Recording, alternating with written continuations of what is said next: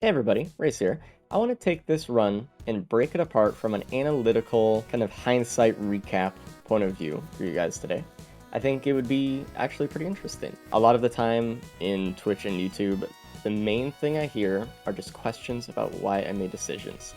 And to be fair, I think that is the most interesting part of my style of gameplay. So here we go. I want to go through a video that's actually helpful and informative and encouraging to people trying to figure out how exactly I play, apart from just scraping my gameplay style from the surface and kind of, assuming a lot of things for themselves. So I thought this run would be good for it. I'm also doing it unscripted because I feel like that's just going to be the most natural progression I have for this. I also am a Risk of Rain 2 caster, so theoretically I have more casting time than anyone else in the world. I should be able to cast my own run.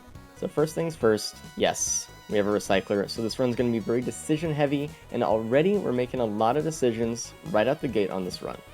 First of all, I grab a war banner, and I think that it's better to put that into the penny printer so we can get free money in power mode from wisps. The next thing, I see a focus crystal printer, and I'm looking for equipments, right? The main reason you want equipments when you have recycler is because you can get a gun and a card. Card will net you more items this stage when you have a recycler, and a gun will net you boss items. And we have a mountain shrine, so there's potential here for quite a few boss items if I start rerolling everything. A lunar equipment is what I'm looking for as well, because it creates an equipment position, right? You can swap another equipment into that spot and reroll it. So you can reroll an equipment twice, for instance, which is a neat little trick on macro stuff there. And I'm deciding at this point whether I want the regen scrap. Usually it's not very useful in the majority of runs. Sure, you get a percentage off every time you go to the soup, but that kind of implies that you have a lot of other scrap to get rid of. A lot of the time, you have to pretty much find a green printer to have any use with it. But since I have a recycler, it's not just scrap anymore. It can actually become useful items. So I choose to take it. It's kind of one of those things I could have gone 50-50 with, because on average, you really won't find a green printer, but hey. And we do get some shuriken, and I'm still thinking about that focus crystal printer, right? And I haven't spotted a scrapper yet. So I'm thinking right now, all I want to do is pick up items, or specifically white tier items that I don't want in my inventory. And right now, you can see that I pick up a watch, which was a mistake. If you watch this run live, you probably hear me complain about it for about a minute about how I didn't really mean to pick that up. What I wanted to do was throw out all the other items in a focus crystal printer and then pick up the watch after, so we have this nice chunk of multiplicative damage going out of the stage. And of course, I'm punished with losing the watch first, as you will be if you mess up your macro. But I think it's okay, actually. We can take all these focus crystals and then get a crowbar to maximize the damage on our transfer mode, which is actually very good. And we're going to take the Gorag's Opus for the boss also, because we don't need the recycler during the boss event. And you can see it right from the first boss that spawns. We're going to go into power mode, and we're going to try to start nail boosting around. This is very, very important for this loadout. This is going to be the main this is the main balance between movement and damage. You can actually double jump and move and strafe around with just pushing the nails. This is very, very important. So pay attention every time I flick when I'm in power mode, I'm pushing myself away. I'd go back and pick up the recycler. I have a mod on that you might see usually where I have no cooldown on the recycler after teleporter, but every time I use it, it adds 45 seconds to my clock as kind of balance. The balance is like, hey, you're gonna theoretically be sitting there for 45 seconds anyway, so you might as well just change the time and add the timer. But I don't really want to add time to this run, so I'm gonna start rerolling now during TP in the downtime. No big deal. You also might be questioning why I'm rerolling the Rose Buckler. I think it's a good item, and I talk about it a lot. It's just that it's too early for it, I think. I want something that can kind of snowball the run, and while I want a Rose Buckler later, I don't need it now, and I could probably benefit from something better right now. And we eventually re-roll into the Polyloot. You can see that the 45 seconds went up on the clock there if you were paying attention, and we're out to stage 2 with a very good damage build and a recycler. The easiest pot roll in the world for free bans. Next time. surely. We see a watch printer here as well, which means I'm looking for a scrapper, because as much as I like focus crystals, it would be better to get those. We do spot a green printer, which means both of those regen scrap are actually being used here. The only reason I'm not re-rolling those greens out of the green printer right now is because I am taking stock of the map, and I just want to make sure that there's no other green printer available. It's really important that you do that. That's the whole emphasis on kind of macro itemization. The itemization part is itemizing everything on the stage and making sure you have full stock of everything available to you so that you can make decisions the best you can. Obviously, with that kind of reroll, I would have rather had the Gore's Tome, but you know, I don't really want to lose my Will-O-Wisp or my Shuriken, so we're just going to keep the beautiful Leeching Seed and Chronobauble, whatever. The thing is, you do want to reroll those though. As much as I like a Gore's Tome, it's really important, again here, to try to get those snowballing greens or a feather. Really important. We are playing Umbral Mithrix, so a feather is pretty much needed. I'll talk more about that later. Also, starting the TP around 21 minutes, a lot of you may be looking at that and say like, you know, you're kind of late there, buddy, but we have so much damage. Time stopped mattering at this point. We have 2 Polylutes, we have AoE, we have ton of Focus Crystal damage. I'm considering rerolling this AoE, but I'm keeping it because of the 1.0 proc coefficient and how Will-O-Wisp scales with range and damage, which is both linear. 1.0 proc coefficient with more damage on a Polylute build, extremely good. We got the bans because the power roll is easy. Obviously, we get attack speed because it's extremely good with nail boosting, get a key because we have a recycler, and we get rewarded with another key for voids, which is beautiful. Leaving a stage with 2 void keys is exactly the situation that you want to have, period. But with a recycler, very good. You can see the little disciple printer down there at the corner of my eye.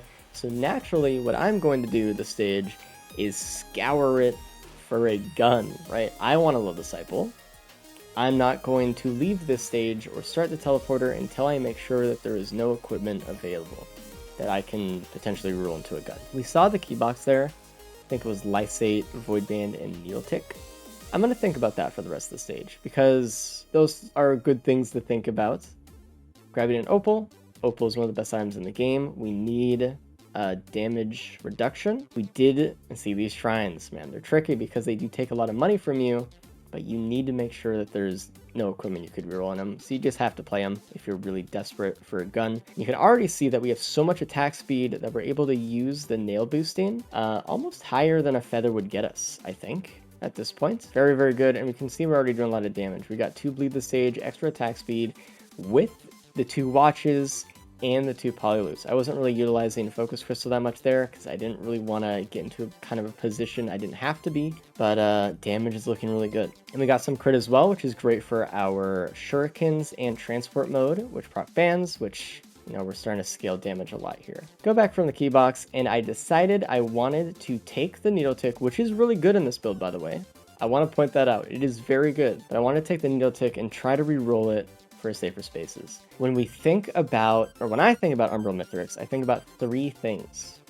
I think about speed, feathers, and safer spaces, or some equivalent of those things, right?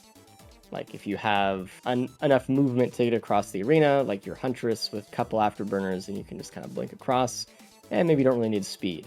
If you have a headset, you really don't need the feather, or if you have, you know, 30 opals, didn't really need the safer spaces either, but some combination of those. If you have all 3, you know, good speed and feather and safer spaces, you're probably going to have a fine Umbral Mithrix fight. Hello, red item that I'm going to reroll because it's not very good on multi. If you have 2 of those items, it's going to be a little bit challenging. If you have 1, it's going to be very hard. And if you have none, I usually say they're almost impossible unless you have enough damage to entirely eclipse not moving, which that's hard to do, and I've only won, feels like a few of those, so very important. The most important things about Mithrix, oh, Scorpion.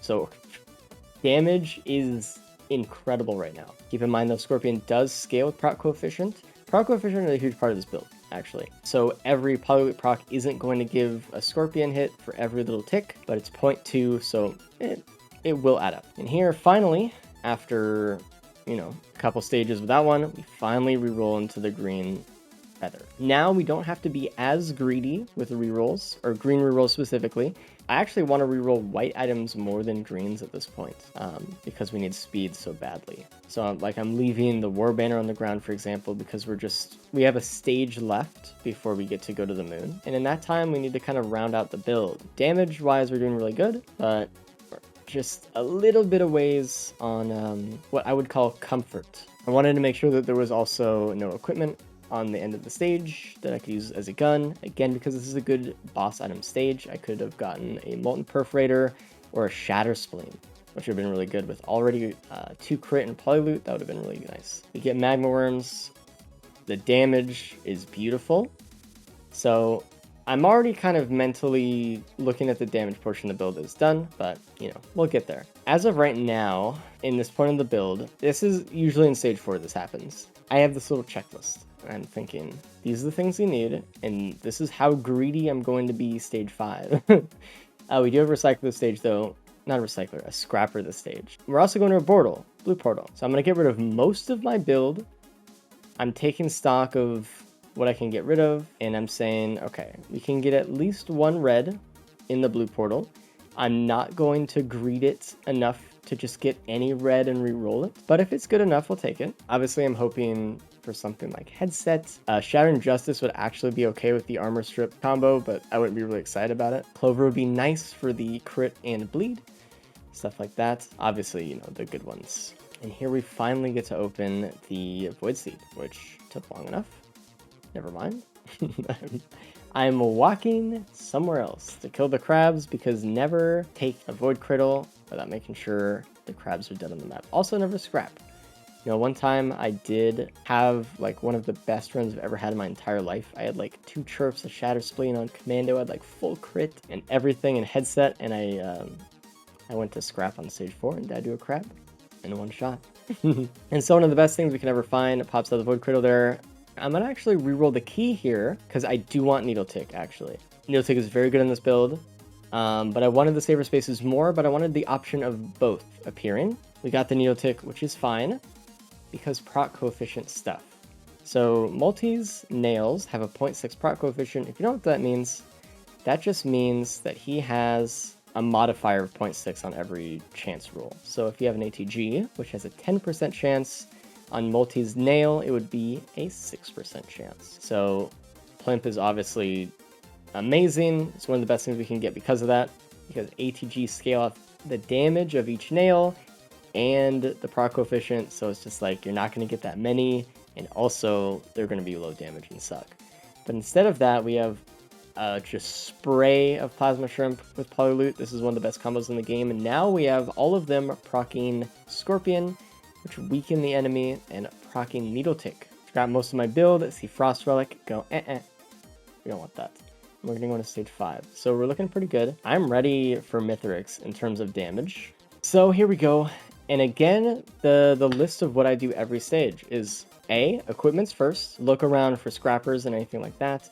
We want to make sure we have every option available to us. Look for printers, but because we have a recycler, equipments are kind of more important here. I mean, they're always the most important, but again, if we get a Trophies Hunter Tricorn, we get a gun, we get a boss item, we can reroll into a Charged Perforator. So what's not to love? I do something here that I want to point out is a mistake. I'm going to open a chest, and I'm going to see a key in it, and I'm going to take the key. This is a mistake. Really, what you want to do in this instance is leave that key on the ground. I even comment on it live. I had like an immediate reaction of like, oh no, what did I just do? Because I have a void key in my inventory. And also I have not enough speed, I would say.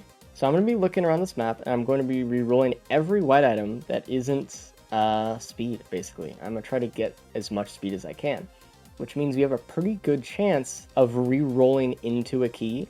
And if you re-roll into a key, there's really nothing you can do about it. You either pick it up or you leave it on the ground for some reason and never pick it up ever again. And I don't want to waste items, right? I don't want to go to the moon with 3 or 4 keys in my inventory because I was, you know, impatient and picked up the key immediately as it dropped. What you want to do is leave that first key on the ground, and if you don't get any key rolls that stage, then you can pick it up before you go.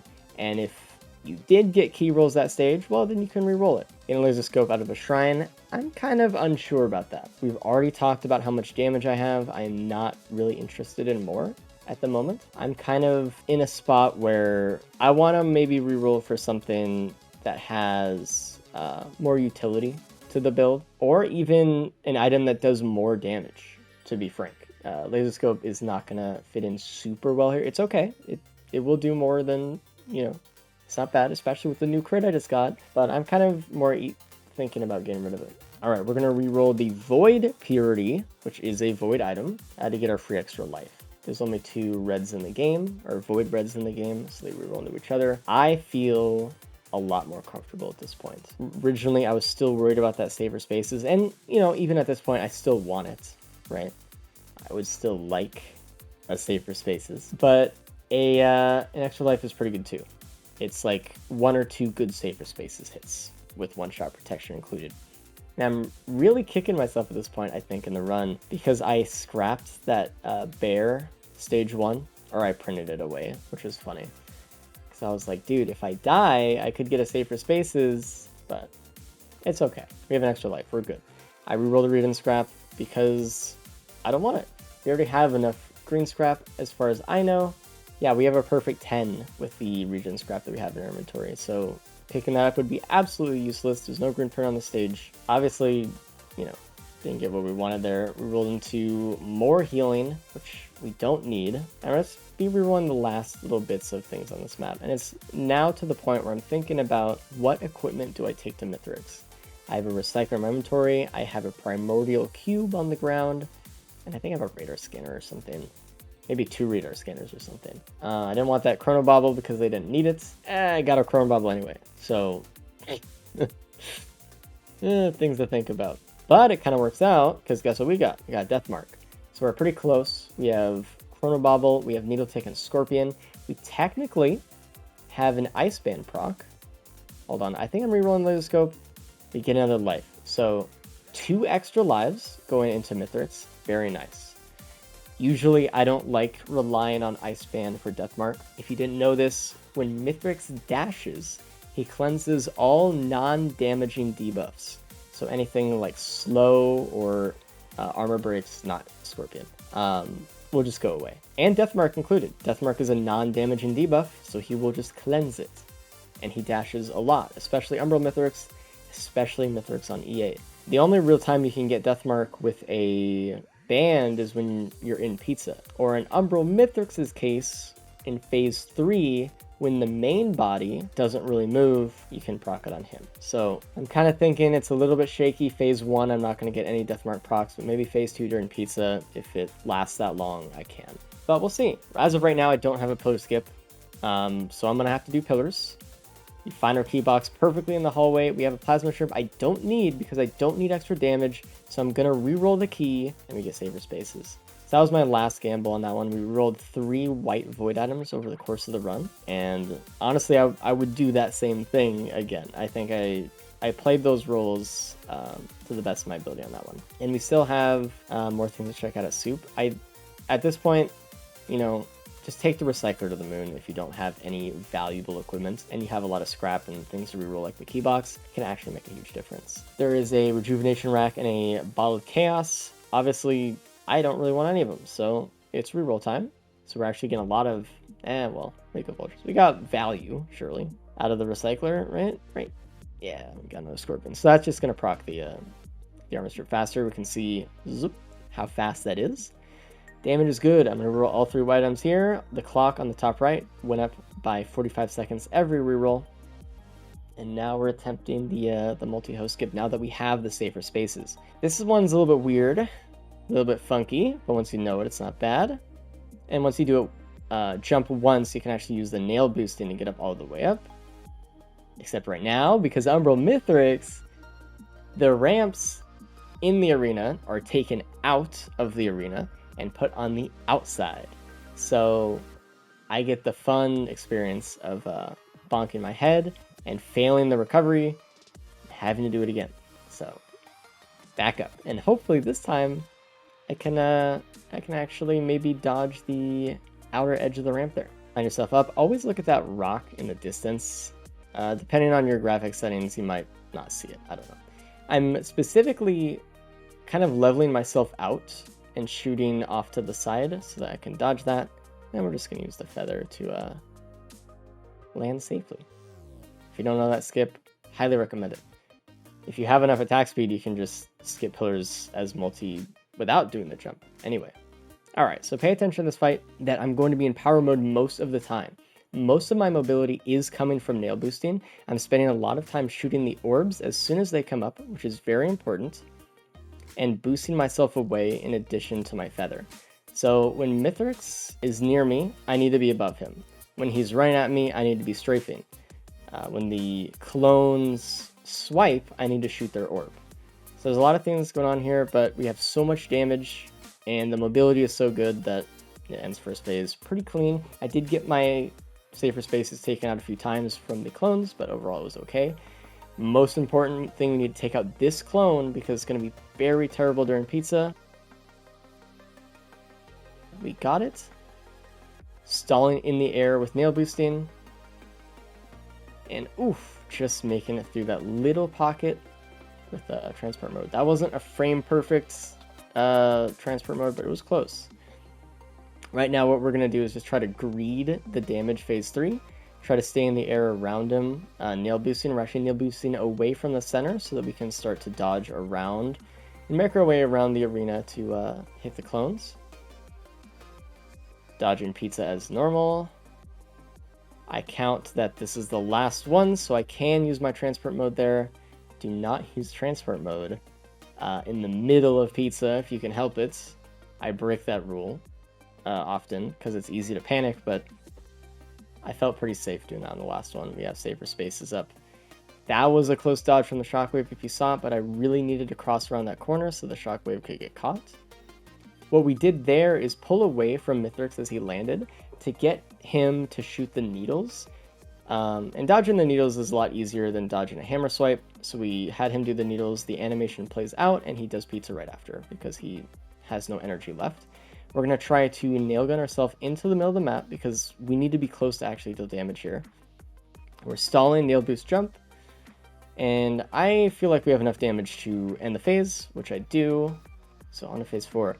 Reminder, Multi's acceleration properties make it so he cannot turn around very fast. He's actually the slowest survivor at doing this. So this is actually the scariest phase of the fight. And I'll let you watch this one. Phase 4 with Multi. Uh-oh. Okay.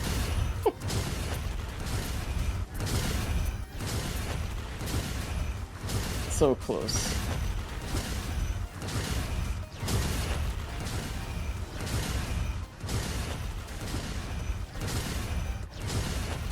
Jesus. That was probably one of the scariest phase 4s I've ever had. And somehow didn't get hit once. I hear a lot of people talking or asking about phase 4 in Umbral Mithrix and how to do it. Jump every third shockwave. I also have heard a lot of questions about Umbral Mithrix phase 4 and it not having it.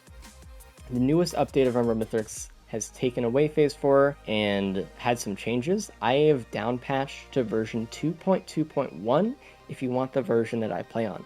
This is the hardest version of Umbral Mithrix, the hardest balanced version of the fight. So I recommend it. It's my favorite.